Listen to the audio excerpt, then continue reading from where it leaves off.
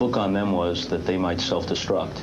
If what happened to you guys happened to them in games 2 and 4, that's what people would have said, self-destruct. Right. I think, we heard and knew of the book about them self-destructing, and I guess when we went down in the final minutes, we kind of took it for granted, and they actually played extremely well down the stretch, and we were the ones who self-destructed, or either relaxed or wherever we were looking. Do you worry that you've let them get into this position? Now it's a best 2 out of 3, whereas the cliche says anything can happen. You worry that this thing might slip away? It's a concern. I wouldn't say a worry, but it's a concern that we must face and must utilize that concern to a point where we, energize from it and play a lot better and play like our backs are to the wall, because any breaks that this team can get could hurt you in the long run, which, they've gotten quite a few breaks up to this point. And, any life in a situation like this could energize a team. Have you got enough left to carry this team if you have to carry them? I hope I don't have to, but I'm the type of player that I'm going to leave everything that I have on the court, and hopefully that's enough. I feel that other players on this team had a sense of pride, and hopefully that's going to be shown in the play. You think you played too many minutes this year? Your minutes went up for the first time in 4 years. You played a lot of minutes even in games where your team was comfortably ahead. Is it catching up? I don't think it's really my minutes. It's more or less the productivity from other players. I've played heavy minutes, and I think the more productivity that we get from other players, I can get more minutes. And Phil looked at every moment possible to get me more minutes, but he felt that, with my presence out there, we were really reassured of a game, or winning a game, because of lack of productivity from other players. So you're saying it's not just total minutes, it's how tough those minutes are and how extreme the demands are upon you as an individual. Right, that's true.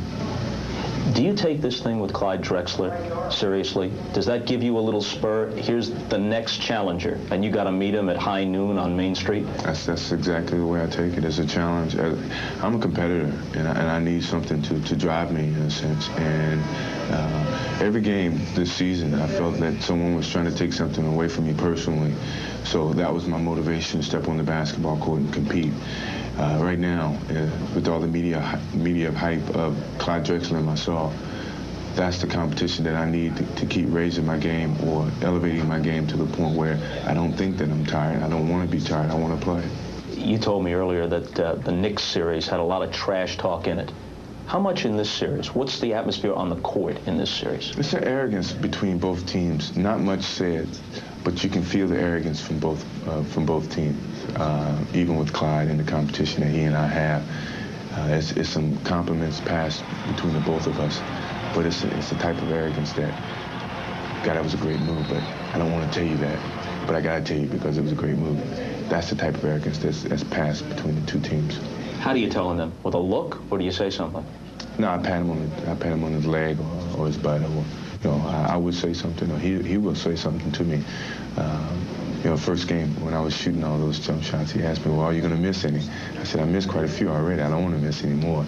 That's the type of conversation that he and I have, but it's a lot of respect between the both of us. Okay, and coming up next, the second part of this conversation with Michael Jordan. The Bulls lead it 66-50. On this year, with its controversies, the White House and Horace Grant, and then the book and the golf controversy, and the occasional criticism mixed in along with the praise, you have a new perspective on it? Well, if we win and when we win, it would be a pretty personal gratification year for me. It caps off that type of a year with all the adversities that I had to deal with individually, and the support of my team, which really was not affected by it at all. We really contributed and played well even through all the adversities. It would be something to reminisce and yet be happy that it ended the way that we wanted to end. And from a personal gratification, it would certainly give me an uplifting confidence going into the next season. Would it be more a relief than an exhilaration? Certainly. That finally this tough year that I encountered is finally over, and it's over because we won a championship, and that it was one of those years that I matured and probably improved as a player. But in life, in general, I matured quite a bit, and I'm glad I went through the lesson. I'm glad it's over with. Now let's move on in my life. Do you worry about next season? Long grind this year, then the Olympics, which is a once-in-a-lifetime thing for you. Actually, twice in a lifetime, but once as an NBA player, and then such a short break, and then right back at it again, and always as a marked man. My concerns is for next season, but I think what's going to overcome that concern is it's an opportunity to get to know so many great athletes that I compete against all year long in a social atmosphere. That's what I treat the Olympics as. It's still going to be a vacation. I know it's very competitive and it's us against the world or whatever, but I think the talent that's on that team can relax and have a good time and still win. But mentally, I will be a little tired. Hopefully, once I sit down with Jerry Reinsdorf and the organization, that I won't be asked to come back so rapidly and so fast for next season, that I will be given some time to take my mind away from basketball and relax. Do you ever stand outside yourself and say, whoa, how did I do that? Or, yeah, if I was up in the stands, I'd jump up on that one. I do, but I don't do it in that atmosphere. I do it in the sense that I look at myself from a personal standpoint. Are you doing the right things? Or is everybody going to be happy with what you do? Or do you do it just because you know that's the right thing to do? Or what will your kids think in the future? Basketball-wise, I still surprise myself. Yeah, I make moves that people have to be excited about because I'm excited once I see it over again. But from a personal standpoint, I look at myself very critically.